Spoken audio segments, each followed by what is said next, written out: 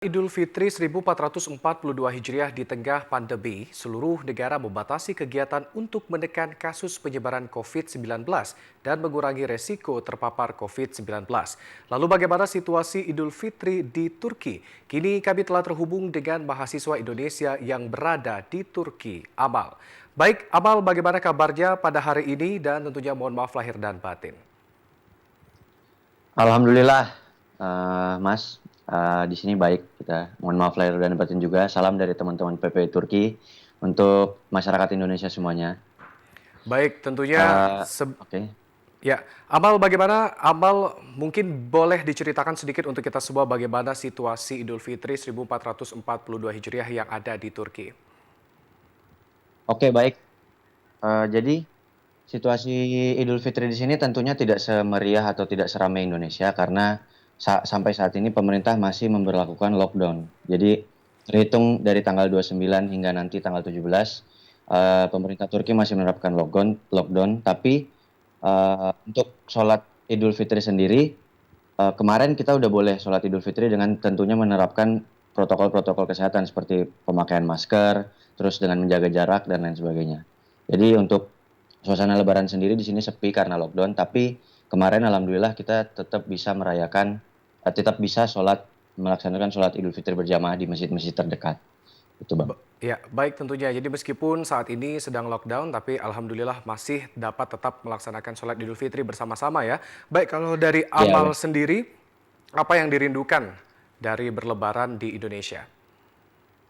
tentunya kalau di sini sebelum pandemi kemarin saya kan di sini sudah sekitaran 3 tahun ya. Jadi sebelum pandemi saya udah merasakan Lebaran di sini. Mhm. Biasanya KJRI atau KBRI setempat mengundang masyarakat Indonesia untuk acara open house, ramah tamah dan makan. Nah, tapi gara-gara pandemi ini tentunya kita belum bisa berkumpul bareng bersama masyarakat Indonesia di Turki gitu.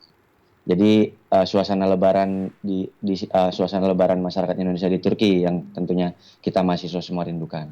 Baik, Terus jadi juga mungkin mhm. kita belum bisa balik ke tanah air ya karena ada beberapa teman yang udah balik cuman masih beresiko tinggi gitu. Jadi beberapa teman-teman mahasiswa lain juga memilih untuk stay di sini gitu.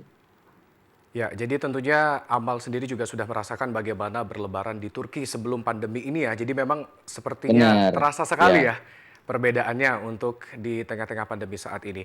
Baik, lalu menurut Amal sendiri, apa yang dilakukan pemerintah Turki selain dengan lockdown, adakah kebijakan-kebijakan spesifik untuk menekan kasus COVID-19?